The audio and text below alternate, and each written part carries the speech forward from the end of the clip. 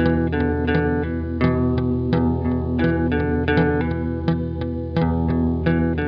everyone, and welcome back to the Company Road podcast. Once again, massive thank you to all the listeners of the show. I just wanted to say that I started this up not really knowing where it would go, and the response has been really phenomenal, and more inspiring guests from my network and beyond coming out of the woodwork and sharing their personal stories on entrepreneurialism and what it takes to change a company or an organization. And this was really always my dream, that we'd be able to bring these stories out as a way of supporting other like-minded people, and thank you so much for your support. It started out as a bit of an experiment, and it's quickly growing into a community, and I can safely say that based on some of the feedback that we're having, we've been able to help a lot of organizational leaders out there, present and emerging. So that's really cool. And we now have a listener base of entrepreneurs across 5 continents, which is just awesome. And one of the fast growing regions is North America. My very special guest today joins us from the East Coast of America, I believe just outside New York City. Last time we chatted, I think, Christian, you were somewhere near there, just north of New York. Christian Stein, welcome to the show. Thanks, Chris. Great to be here. We worked together in Europe, and we were helping to launch luxury cars in multiple countries during a time when car launches it felt like they were just popping up everywhere.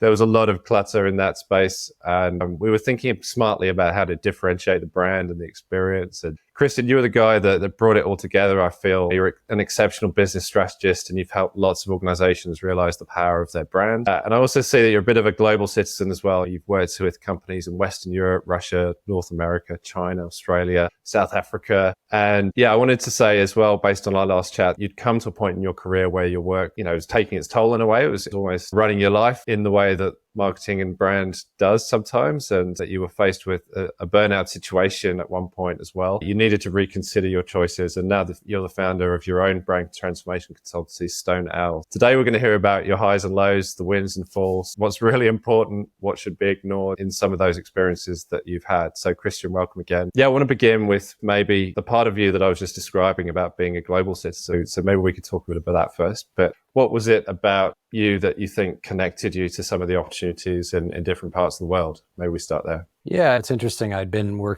started my career in Canada, where I was from. And after 7 years working in that market, I really felt this desire to go to the bigger platform, the bigger stage. The US has always been challenging because it's just a complicated country to get work permits to come in. And I was still, I would say, relatively junior, even if 7 years of experience, to get visas and things like that. So the US wasn't really an option, but I got an amazing opportunity to go to Amsterdam to work at 180 Amsterdam when it was in its heyday. It was like global independent agency of the year after year. They were doing all these amazing campaigns for Adidas. And I had this opportunity to go in and actually run all the businesses that weren't Adidas, which was amazing. It's incredible when you get to go to a place like that where you just have the best talent from the world living and working in one place. And we were just one big family of really incredibly smart and talented people. I learned so much from that experience, and being in Amsterdam, getting immersed in the European way of life was really amazing for me, which then led me to Paris, where we met. And you were in London, I was in Paris, many Eurostar trips back and forth. And we had this amazing opportunity to launch a car brand that was not really well known into the European market, to go against Mercedes, Audi, and BMW, which is no easy feat. And it was fun. Moving from Amsterdam to Paris was a massive cultural shock in a way, very different, even though they're only 3 hours away by train. Yeah. So just the opportunity to work on brands pan-European, I think, gives you a chance to learn about different cultures. But I think the one thing I really learned about that experience, at least in Western Europe, working on global brands, was how do you find that one insight? What is that one thing that is universal and crosses borders and transcends cultures that consumers can connect with? And that was a skill that working in Canada, you don't really develop, because you're just focused on that market. But when you're all of a sudden dealing with 25 countries and languages and cultures, it becomes challenging, but it also shapes you and how you think as a person, and how you think about company cultures as well. The one thing I'll say that's interesting about the 180 experience, I was having a conversation with an old colleague of mine the other day, and so much conversation right now that we're hearing is all about, we got to build the culture in this company. We have to create a culture that people want to be part of, whether that's, and I say this tongue in cheek, snacks and free coffee, or if it's actually like training and development or all these other things. And we were talking about 180, and we got to this point where we said, the company doesn't create the culture. If you hire great people, the culture will be created. And it's an interesting mindset shift if you think about so much energy and time is being spent in these big corporations trying to create something. And rather than focusing on, if we just bring in amazing, talented people, that culture will just manifest itself on its own. So that was just an interesting realization we had coming out of that conversation.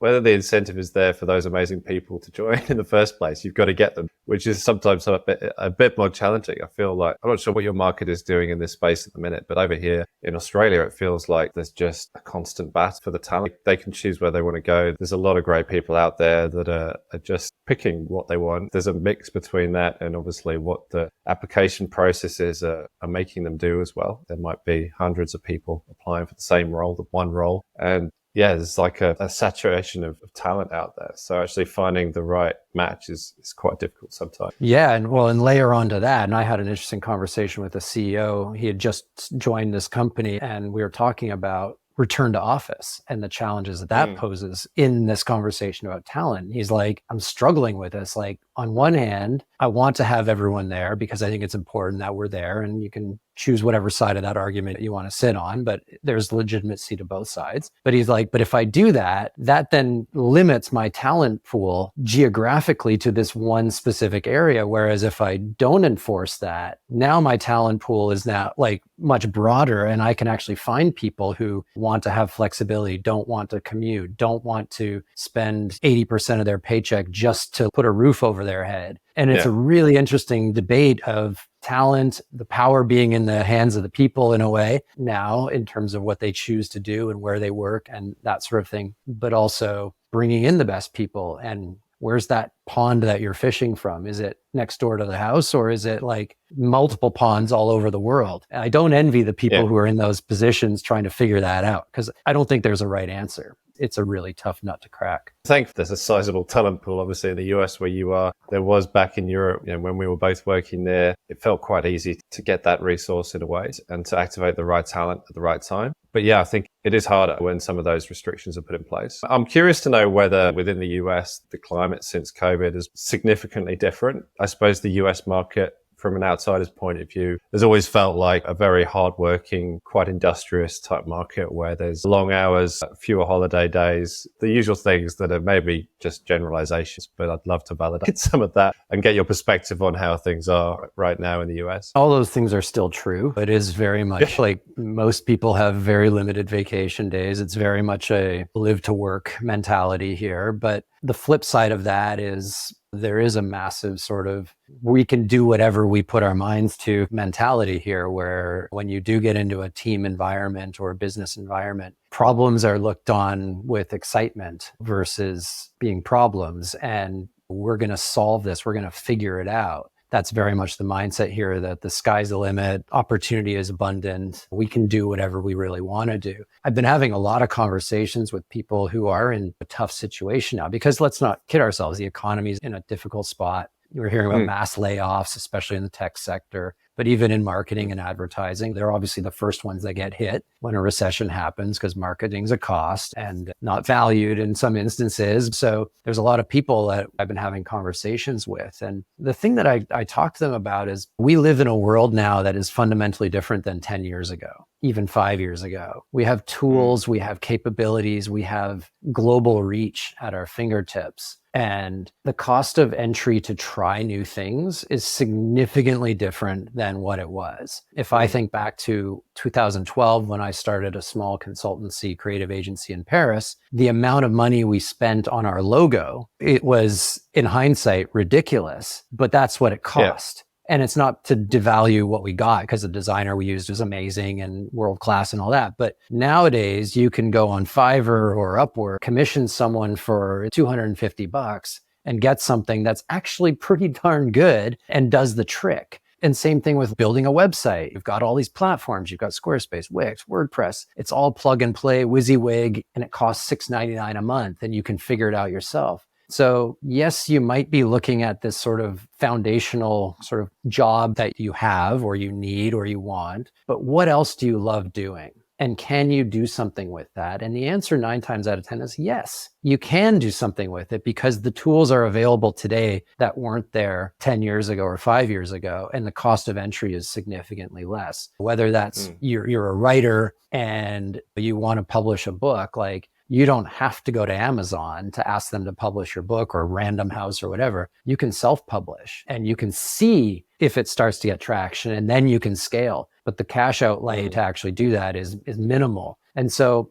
I think that's a long way around to say the mentality here is whilst the economy is tough, I feel that a lot of people are still very optimistic about their careers, about their futures, about unlocking opportunity and doing the things that they love doing versus just sitting quietly and hoping it all goes well. So where does that leave you in your profession and the other fellow practitioners that are really experienced? They're craftspeople. They've been obviously deep in their trade for a long time. And all of a sudden clients are saying, if we need a logo, we'll just grab it off Fiverr and we'll get it back within 48 hours. I mean, there's a big difference there to what it once was, as you say, when brand and the origination of brand identity, look and feel, all the assets that go with it, campaigns, and it seems just really different. What's your take on it all? It is radically different, but I think the reality is like in my industry, at least, or in the consulting world or branding world, I think it's much more about the value of what you deliver versus the price of what you deliver. When you're in an independent business like mine, you don't have a lot of overheads. You can be efficient and you're not paying for headcount. You're not charging a client for someone to be sitting there at a desk and all this stuff. You're just charging them for the value of what they're going to get from you. And there's a role for all the things you mentioned, ad agencies, design firms, designer, like all those things. I think it just depends on what level of investment the business is ready to make or able to make. And part of the reason that I set up my consultancy was I'd come across a lot of brands that had reached out to the agency that I was working with. And I was in a sort of a biz dev growth role. And so I was sitting in the chair where all the inbound would come in, and they were really interesting brands with really interesting ambitions and cool stories they wanted to tell. But unfortunately, because they're approaching a very well-known agency and the price tag for them was insurmountable. And so what I realized was everyone deserves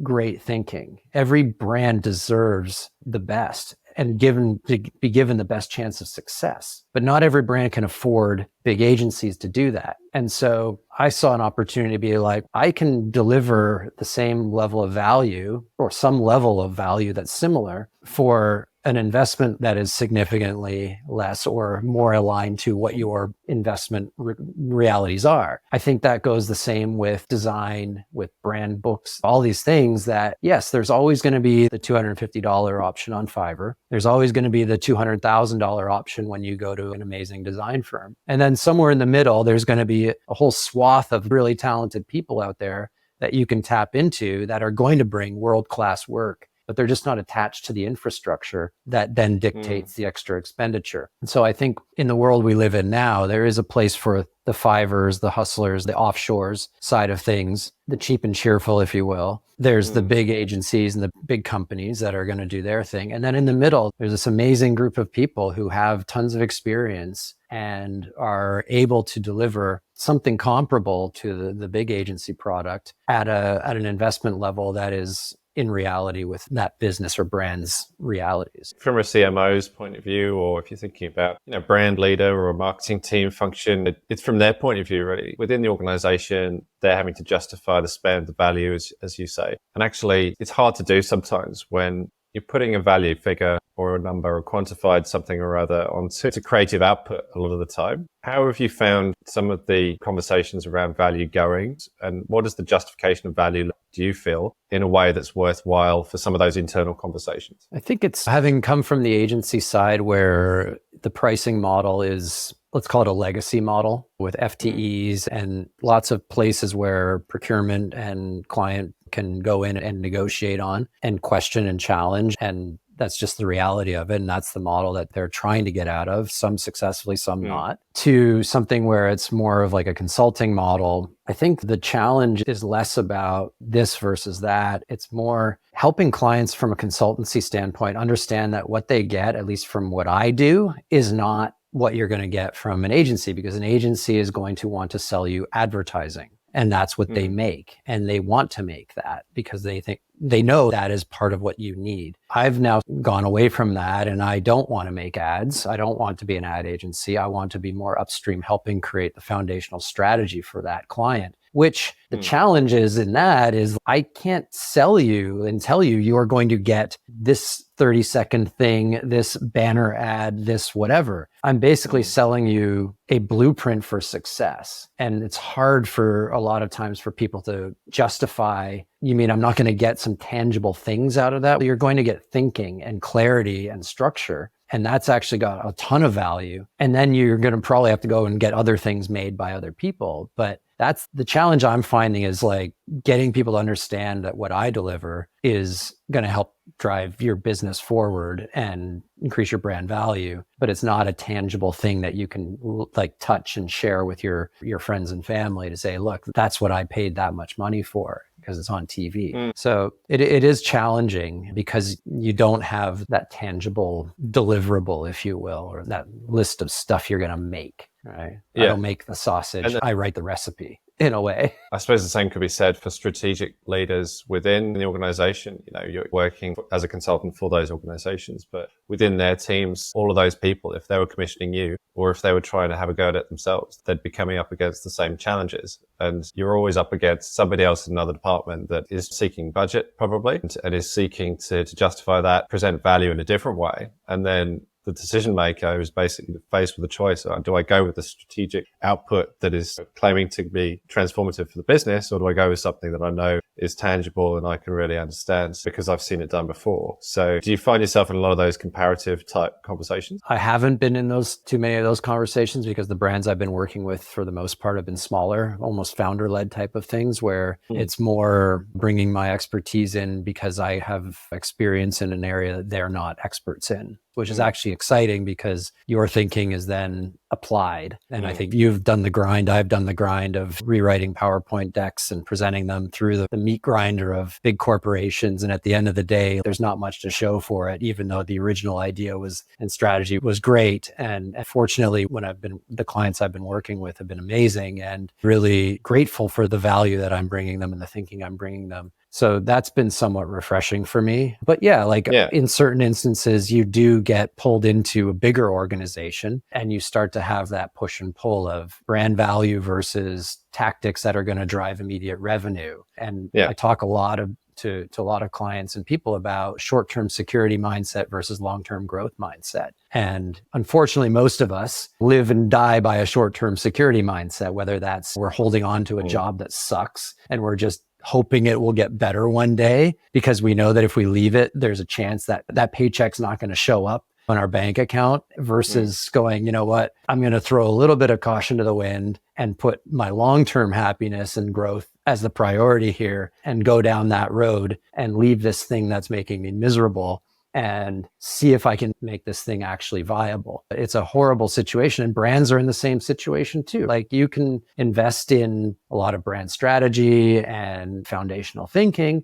or you can really invest further down the funnel in getting stuff made that's going to go into market and you can see it and be like, I think it's working because, we got some clicks. And that's not to disparage one or the other. It's just there are places where businesses need to place their money and their bets. And quite often, as you said, it's on the thing that they can then tangibly see and share and not on the stuff that's up front. I love using construction analogies. And if you were to go and you said, look, I've got $1 million and I want to build my dream house. And you scribbled on a piece of paper, like roughly what it would look like. And then you went to a builder and just said, okay, build this. It's probably not going to be the house of your dreams, and it's probably going to fall down. Not because the builder doesn't know how to build something, but the foundational architectural thinking is not there. 9 times out of 10, you would go to an architect, pay that architect a fee to design and do all the intricate work, to then give that to the builder who would bring in his guys to do the work and the plumbers and the electricians and whatever. And that house is going to be exactly what you wanted because you're going to craft it together with the architect from a blueprint stage. I would put myself as being the architect versus being like the general contractor or the plumber or the electrician. Everyone's necessary in the process. It's just where you fit. And unfortunately, I think a lot of businesses and brands skip the architect step because they see it as an unnecessary investment when in fact it's the biggest, most important investment they can make in the long-term success of their brand. I mean, it depends on the type of architect that you get, of course. Some are very focused, functional. Others are perhaps interested in other areas. So that depends a bit on what the choices are. But I think the analogy is an interesting one. I was thinking as you're talking just about if you were a plumber or an electrician and you were coming in the later stage of it to fit what you needed to fit and the house structure wasn't right, you'd soon moan about it, right? You'd say, well, the foundations aren't there, but we're still having to fix it. And we know we're going to have to rebuild this house in 2 years' time, whatever it is. Which is interesting because the owner of that house is going to have to spend more money to fix what they could have prevented up front. That's where it gets really interesting because ultimately businesses and brands, if you skip that part, it's going to cost you more in the long run because you're going to have to eventually come back to that to fix what wasn't done right in the first place. And a lot of this work, it sounds like we're talking, we're speaking in tongues sometimes when we're talking about strategy, because it's not something that everyone understands. It's like this thing that is a necessary presence within most organizations. But a lot of people, particularly those that are subject matter experts, they're in very specific roles. They're frustrated at strategy as a whole, as a thing, because it gets in the way of getting stuff done. And they just want the strategy so they can act upon it and do something with it and turn it into something more tangible. So let's flip from the analogy of the building and the construction, the architecture, to maybe a real life example, if you can give one, around the types of things that we're talking about in strategy and what it's been able to achieve for some of the businesses that you've worked with. There is an example of that in my recent work. And I've been working with this wonderful founder, and she is amazing. I absolutely love working with her. And it's an interesting example because she did exactly what we just talked about. All the right things seemingly to do, which was beautiful brand logo, beautiful packaging, beautiful website, beautiful photo shoot, everything absolutely stunning from a brand sort of storefront standpoint, what the first customer touch point would be. I'm not talking about getting into retail and all that. She's amazing at that, and she's done an amazing job building this brand. But what was interesting was that when we started talking, it wasn't really clear like why this product should exist, who it's for, and what it stood for. And even more so, what category it should live in. And she'd gone to the builder and the plumber and the contractor, the interior designer, and done all those beautiful things. And that's not wrong. And she's amazing. And there's nothing she did wrong. And I want to be very clear about that. But what we were able to do is we were able to go back to the beginning and look at what she had. And instead of just tearing it down and saying, start over, build on the amazing foundation she had and clarify a few key things around the brand to the point where now it's crystal clear what category she needs to play in. It's crystal clear what her brand positioning is. It's crystal clear what the higher order of the brand is in the world and her as the founder. It's crystal clear what her win will be. And this is a question I ask all my clients. What's your win in 5 to 10 years? And it's not revenue. It's not sales. It's not customers. It's something bigger than that. And for her, it was beautiful. And she said, I just want my brand to be a reminder for people to take care of themselves. And I'm like, that's amazing. Like that now sets a whole level of conversation you can have with the world from your brand about that. And then we got down to the nitty-gritty of the core pillars, and we sharpened, we clarified, we got more structure around what her brand was. And now we're starting to slowly implement change into her brand ecosystem, whether that's through messaging on her social media posts, whether that's copy that goes on the little card that goes in the packaging, whether it's what podcasts she should go on to talk about what her brand is all about in the category and her role in that from a thought leadership standpoint. So it was taking something that was aesthetically and structurally good and just making it more clear, more solid, and giving that blueprint for long-term success, even to the point where she had and has a couple other products that were different than the main product that the brand was built on. And we had a call like a couple weeks ago, and it was like, do we keep those? Do they fit? Are they just something that you were and it's great because it gives us the ability to have those conversations and make decisions that are informed because you have this blueprint that I call it the instruction manual for your brand. Go back to construction one more time. If you go to IKEA and you buy a cabinet and you bring it home and you just start slapping it together without looking at the instructions, it's probably going to be not right. But if you go and you pull the instructions out, you're going to get this beautifully done IKEA cabinet made. And it's the same with brands. You can wing it. and hope you get it right, or you can have an instruction manual that's actually going to help you make informed decisions about your business and brand moving forward. So hopefully for her, this brand game plan, as I call it, will allow her to make the right decisions, whether that's product strategy, pricing strategy, retail strategy, go to market, all of those things to make sure that when her target audience engages with the brand, it's crystal clear all the things that they need to know and fall in love with. Yeah, and that's the important part, isn't it? It's giving the broader teams presumably the things to hook into and actually take forward as well in a way all ladders up to the same goal. From what you were saying, I love the more specific nature of what you were describing and the fact that it's probably more instructive. Some brand work, I feel, is misguided and it sits in silo within organizations and you know that it does because a CMO wants to be famous for something. And it's not always at one with the rest of the organization, put it that way. I don't know if it's instructive versus destructive or deconstructive or counterintuitive to what the rest of the organization is experiencing, but it feels like that happens a lot of the time, particularly where it's very short-termist. There's another point that you made around quick wins, quick storytelling, short, sharp bursts of news stories, and really it's a bit more of a flappy approach to use a technical term around like what's going to work in the market. Let's put another story out. Let's put another brand campaign out, see what works. And you see brands jumping around all over the place. But from what you describe, I really like it because it's longer term and it also plays out and builds over time, but it gives everyone that compass and that singular point of focus, really, so that everyone knows whether it's a fit with what's been defined as a brand strategy or not. So that's really cool. The big misconception is that brand strategy equals advertising. It's not. Brand strategy should inform everything in that business, whether that's your HR, your talent strategy, your thought leadership, your product strategy, your pricing, your everything should be informed by that strategic idea. I was fortunate to have worked with an agency for many years that worked with some of the most well-known brands in the world, and their strategic methodology is exactly that. It's like landing on these ideas that are timeless and have informed and built some of the biggest brands in the world in terms of value. And when you see the power of a simple articulation of a strategic idea, not a tagline, not an ad line, but like a strategic idea and how that impacts an entire business, it's amazing. Unfortunately, a lot of people misinterpret brand strategy with the thing that's going to end up as an ad campaign, when in fact it's something that's going to dictate and should dictate and be the filter for everything your business does.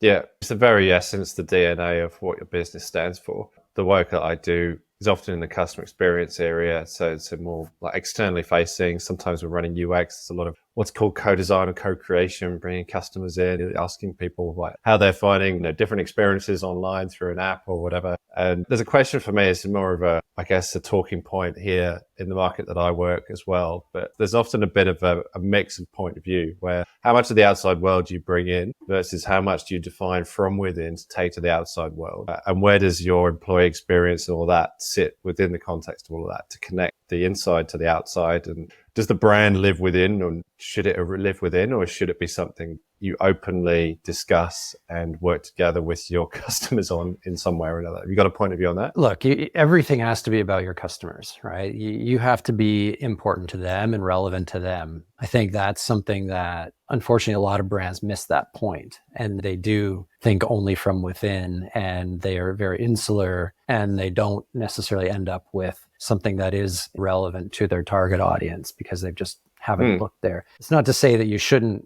trust your own employees and your own people because they know and live and breathe the brand every day. But it is important to talk to your customers and understand what they value and where the opportunity might be and what's important to them and deliver that to them. Because at the end of the day, if you don't have them, you've got nothing, right? You don't even have a business. So you really go back to what I was talking about at 180 and working on these global brands, like that focus on what's that one universal insight that is going to allow this brand to connect with people no matter what country or culture they're from or language they speak. It is a very smart approach because you inevitably created then off the back of it ad campaigns that were meaningful and engaging for those people and created a lot of people call brand love.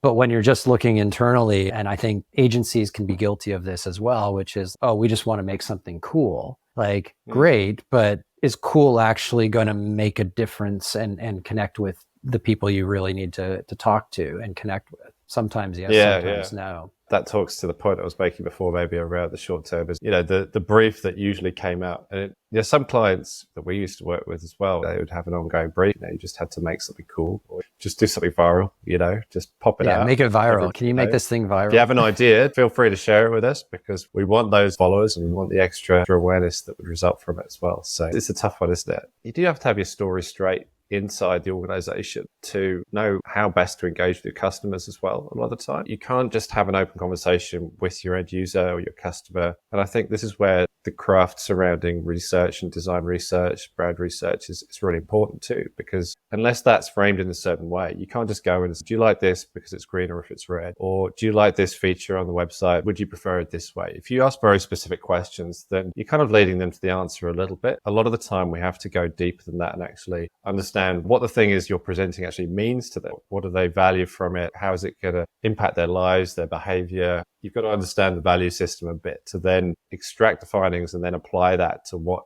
we think we should change about our brand, our product, or our service. And I think a lot of research in that space, it's feeling like it's becoming quite literal. Ask the people what they want. We'll make the change. We'll give it back to them. We'll see if the sales increase. Do you find that some of those more transactional discussions are quite common as well? I found it through those advertising days. Research was the worst thing you could possibly please don't say the R word in a conversation with a creative agency. And there's valid reasons for that. And fortunately, I was able to work with some incredibly amazing marketing leaders on the client side who understood how to interpret research and how to use it in a powerful way versus it being the thing that just is, like you said, like they said that, change this. And I think if you're a savvy marketer and brand leader and you understand your brand and what it stands for intrinsically, and you use research as a way to gain more depth of knowledge about your customers' desires, wants, needs, feelings about your brand or your product. And when you get down to something like an advertising campaign, use it to improve what's already there, I think you're going to win. But when you are the opposite of that, where you don't have a strong brand point of view, where you don't understand your customers and you're just like, whatever they say, let's do it, chances are it's not going to be as successful. It might show a short-term blip for whatever reason, but it's not going to be the thing that's laying the foundation for long-term success and growth. Yeah, research is really powerful. And if used in the right ways, I think it can be game-changing. And there's a lot of interesting new ways of doing research too. We don't have to do focus groups anymore. I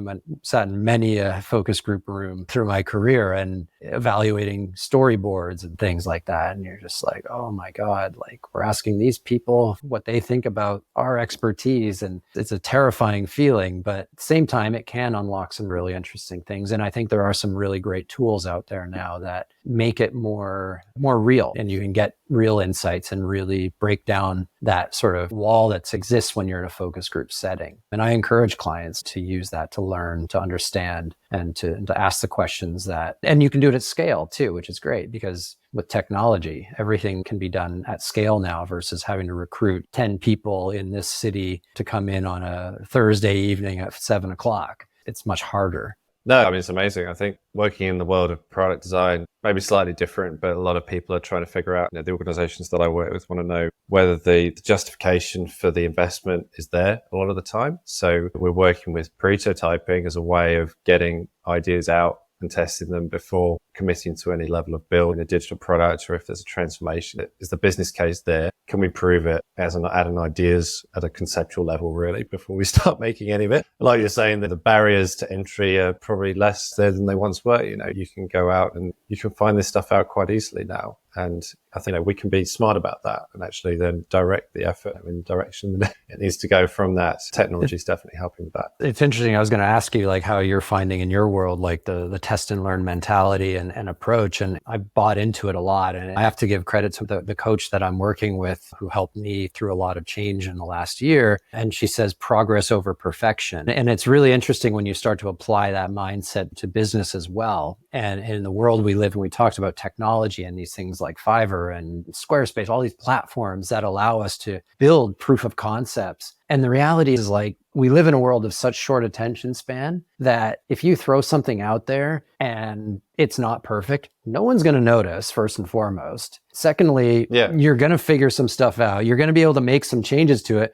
No one will notice again. And then all of a sudden you're going to optimize, find the perfect product market fit or product experience. And then things are up and running. And what I think happens a lot of times is organizations are afraid because they think they got to go long. They think they got to take the big leap and go all in on something. When in fact, if you take small, incremental, intentional steps towards something, crawl, walk, run, whatever methodology you want to apply to it, you'll get there. And you'll know by the time you get there that it's actually the right results or the right thing. I talk a lot with people about, as an American football analogy, but there's a play called the Hail Mary, which is the quarterback gets the ball and he throws it like 80 yards down the field, hoping that the guy is going to catch it. First of all, that guy's got 3 guys covering him. The chances are so slim of that actually working. Whereas if you give the ball to the running back and he runs the ball 2 yards and then 5 yards and then another 2 yards, and you just keep advancing the ball in small incremental steps, the success rate is going to be far higher on the running the ball approach than the long bomb. And I struggle to understand why corporations and big companies don't want to embrace that. Let's just go in small steps and get where we want to go versus moonshotting it all the time. And so I've been now really trying to embrace this. Let's just try stuff, throw it up there, see what happens. Did it work? No? Okay, why not? Okay, what if we change that? Great, let's do that, see what happens. And you just take this kind of a journey versus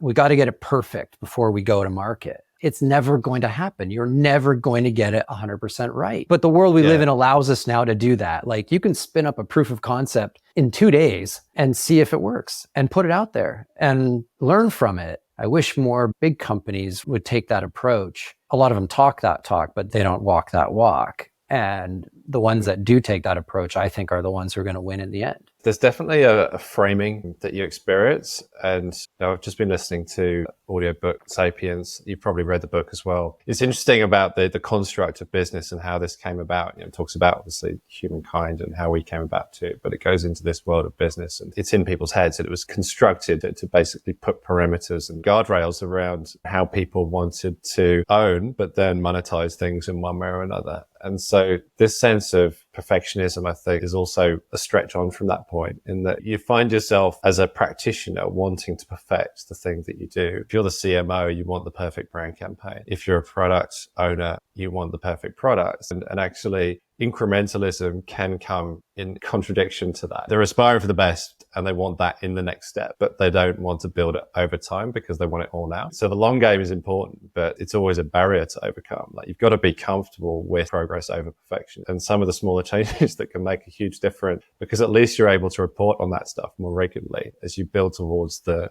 masterpiece. But I think particularly from the point of view of creativity, our output is often the creative one. People's framing of that, it feels, is often like, if you did art, you'd start by sketching something and then you might end up with the final piece, which is this thing that you spend days or weeks making. The idea itself was just very sketchy. It was just a concept. It was nothing like the final piece. So you're trying to come to that, the best representation of what it could be, as quickly as you can. And I think that's probably where some of the tension lies. But what do you think? Is that your perspective as well? The biggest challenge is that for most of those people you were describing who have to make those decisions, the average tenure for a CMO is less than 3 years now. So they have no choice but to act fast and do stuff to either get re-upped for another 3 years or take that success story and move on to the next company because they're inevitably going to get moved or lose their job. And it's a shame because the best brands are the ones that have taken the long game. Look at Apple. Apple has been constantly evolving and trying new things. And going back to the point about perfection over progress, like, you remember the day that they stopped having the button on the iPhone? And you got the first one that didn't have the button. You're like, wait, what? And now it's like,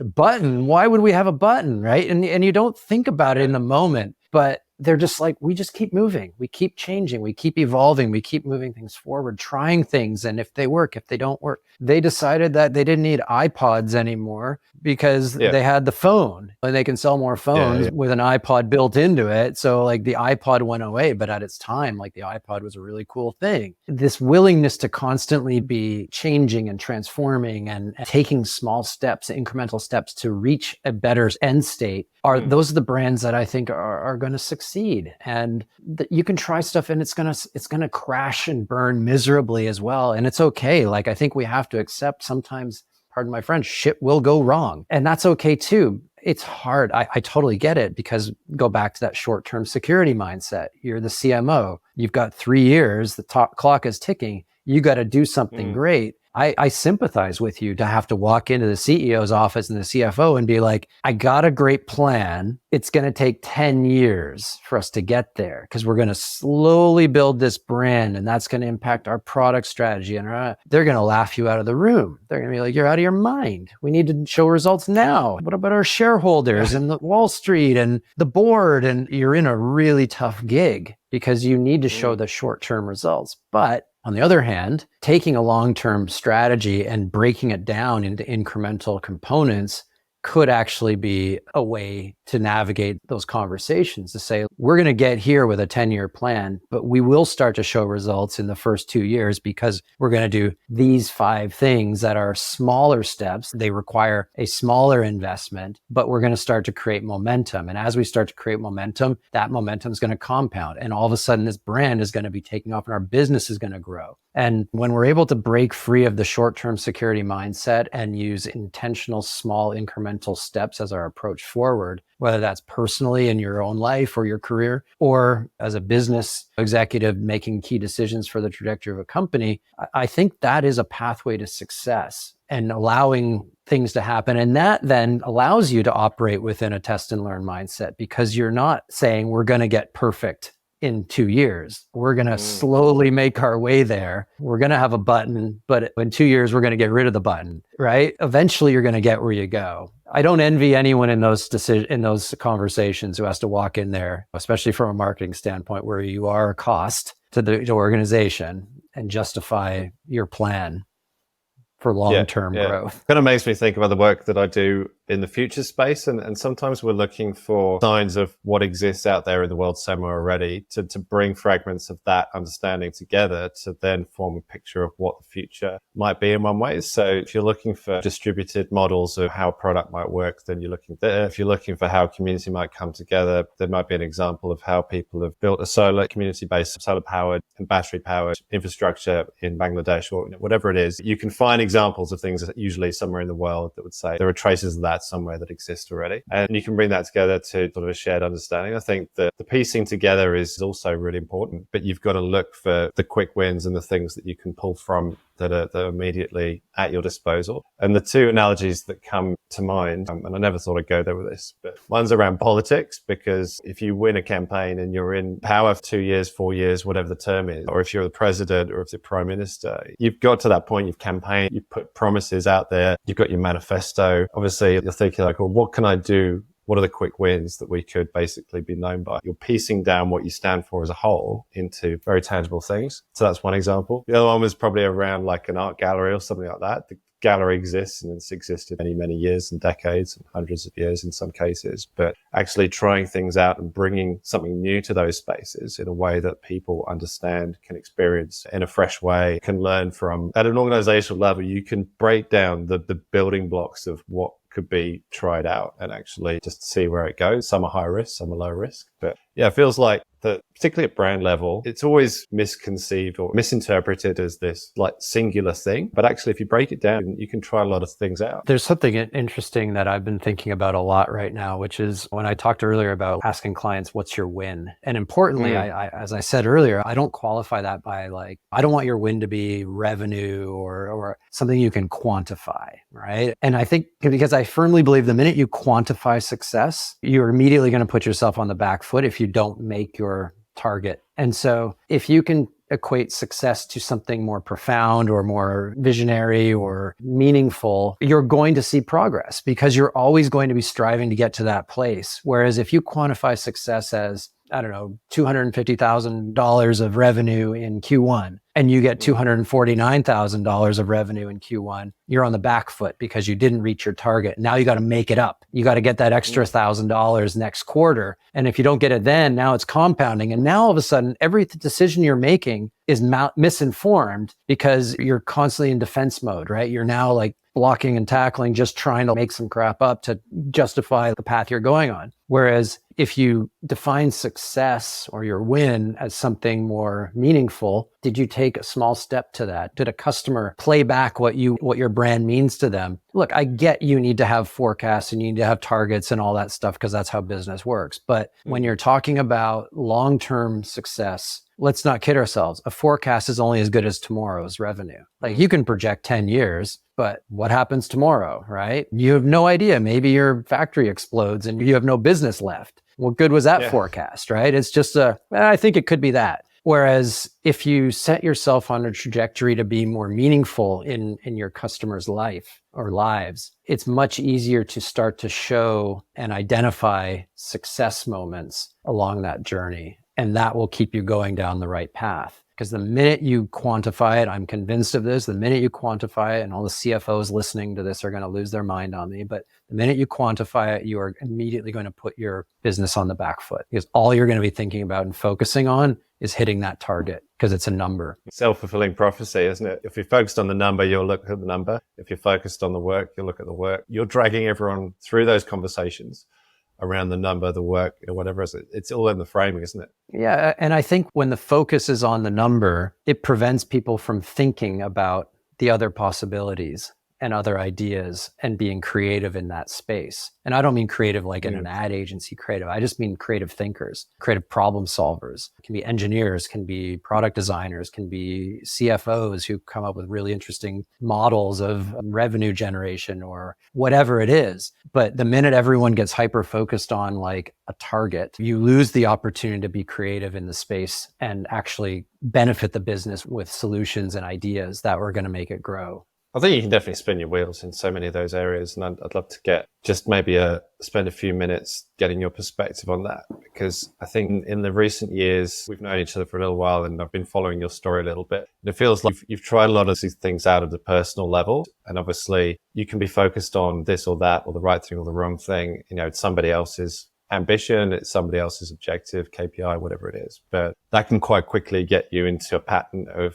following other people and obviously aiming at the things that you think will deliver success for those people so that it reflects well on you personally. And I'd love to just hear your story around navigating some of that and what resulted. We mentioned the burnout at the start as I was introducing you, but just flipping it back to that conversation and hearing about your perspective in managing some of those really tricky management of agendas. I'm going to be totally frank. I had a very difficult section of my life fairly recently, let's call it like 2 years, a year and a half ago, where I was in a job that was working with a great company and with great people. And I was in a job that I wasn't familiar with. It was a new opportunity for me. And I wanted to go in that area and experience it and try to take strategic thinking into more of an internal consultancy kind of role of how we can grow our business, both organically and with net new clients. And the reality is like where I had hoped the role would go wasn't the reality of what the business needed. And that happens all the time. We all think we should be doing something that's going to be the right thing to do, but then pressures come from the other side and it's we need to get the number, we need to grow, we need to whatever it is. The focus from where you want to be gets pulled into where you're maybe not so good at. And I found myself in a situation where I was frustrated. I was lost a little bit. I'd lost my confidence. I'd lost my swagger, whatever it is, like just I'd lost the ability to be me. I take 100% responsibility for that.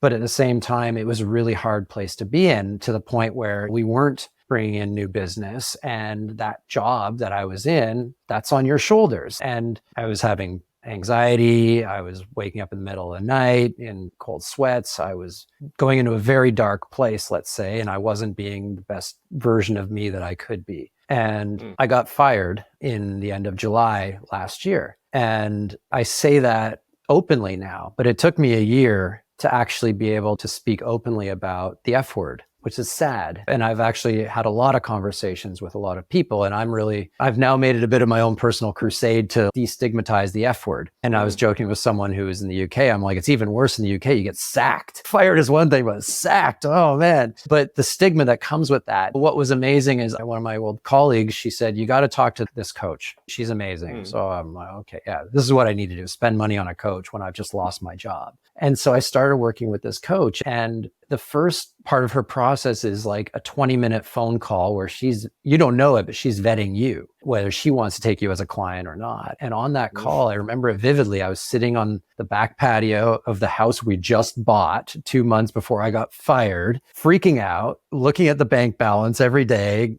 going, oh my God, we're going to have to sell the house. This is a disaster. We went through this exercise where she started asking me all these questions. And eventually it got to a point where I wrote down in my notebook, I don't want to be an ad guy anymore. And I was just like, whoa, hang on a second here. That's big, right? Because for 25 years, I've been an ad guy. And I just realized you somehow managed to get to this deep part of my brain and my heart and got out of me. That's not what I want to be doing anymore. And to her credit, she flipped that very quickly. What would you love to be doing? And that's when I said, I love looking at a brand today and seeing what it can be tomorrow and helping figure out the strategy to get it there. Just make a business around that. Okay. And so I did. And fortunately, I started my business and it's going well. But I took a lot of learnings from this process because it was not one day it was this, the next day everything was rosy again. What came out of it, the most profound thing I can say I came out of it is like so many of us are doing things, we're stuck in the spin cycle of misery professionally because we're dictated by fear. We're motivated by fear, right? If I leave that job, I'm not going to have that paycheck. Maybe it'll get better if I just ride it out a little longer. Maybe things will change. Maybe you have a toxic manager. They're going to get rid of that person. And the reality is we have so much opportunity as human beings to do things that are amazing. And so many of us hold back from doing those things because we're afraid of getting out of that short-term security space and going to that long-term mindset.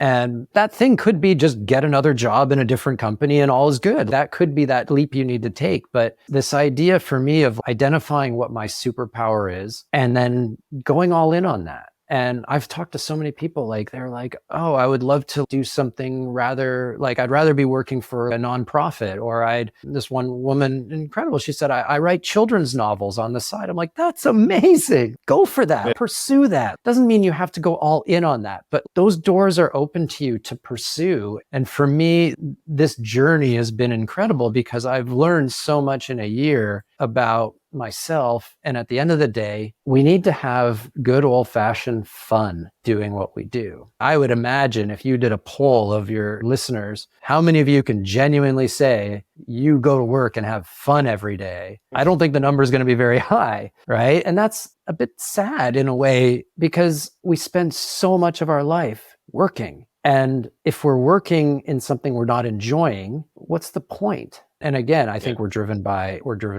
dollars, we're driven by titles and association with company X, Y, or Z. But at the end of the day, I think we need to look inside ourselves and say, what do I love doing? And can I make that the thing that I do every day? And fortunately, I know that's not everyone can do that. I'm very aware of that, but it doesn't have to also be like an all-in proposition, right? Take a small step to signal to the world, I'm going to try this thing. That could be as simple as registering a URL for a company that you think you might want to create someday. It's a $10 investment. It's a value, like you can't even quantify the value of that step that you're taking and that signal you're sending to yourself and to others around you that I'm going to try this. I'm going to go down that road. It might not be the only road. It might be one of 10 roads. But so many of us just are paralyzed by fear. We get in this spin cycle of fear of, I can't do it. I don't want to do it. I'm afraid. When, again, you don't have to throw the Hail Mary. Just advance the ball a little bit and try a bunch of stuff. You're never going to get it perfect. It's never going to be exactly right. Look at Steve Jobs, created Apple, got fired from Apple. Then they brought him back. So the story goes, but he didn't get it perfect, but he at least tried stuff and moved the ball down the field. And I think for me, that moment of time of uncertainty, of anxiety, of pressure, of all these things. In the moment, it was hard, but coming out of it and being able to see that the F word doesn't mean you're doomed. It actually means doors have just opened. Doors of possibility have just opened in your life. Go through all of them and run with it and go for it, because magic will happen. And so that's kind of my story of the pressures of the corporate world and then figuring out what I love doing and going for it. Fortunately, so far, so good. Such a good outcome. The interesting thing as well is that there's a real parallel between what you're describing about an attitude and a mindset towards risk and towards fear, probably within an organizational setting. If you're thinking about brand and the things that you need to try out, you can be okay with imperfection and you can do all these things and it'll take you to different parts, and then one's own personal experience of that. What is your own brand inside? What do you feel is inside you? What do you want to aim towards? And is what you're doing in your work today going to fulfill that in one way or another? And you can use that. If you understand that about yourself, then you can obviously use that to direct your own career. And I think the listeners on this show will take great comfort from that. So I really appreciate the story. Thank you so much, Chris. I said earlier, like I asked my clients, what's your win? And I would say to everyone, ask yourself that question. What's your win? And I actually had someone ask me that the other day. I was like, oh crap, I hadn't really thought of it, but I did. I knew what it was. And my win is, and I'm very open to this, I want to be stress-free. That to me is,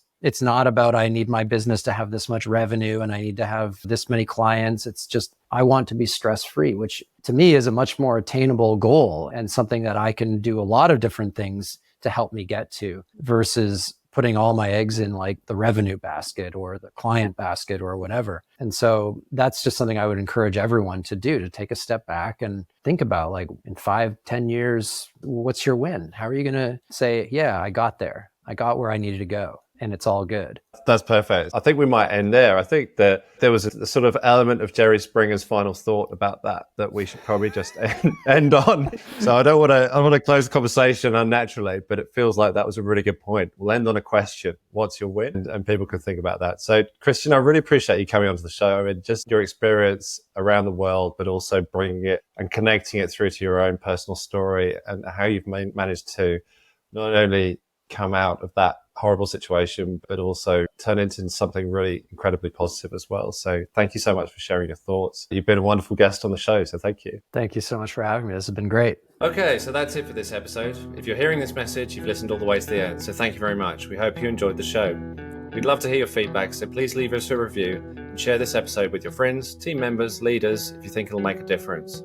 After all, we're trying to help you, the entrepreneurs, kick more goals within your organizations. If you have any questions about the things we covered in the show, please email me directly at chris@companyroad.co. I answer all messages, so please don't hesitate to reach out. And to hear about the latest episodes and updates, please head to companyroad.co to subscribe. Tune in next Wednesday for another new episode.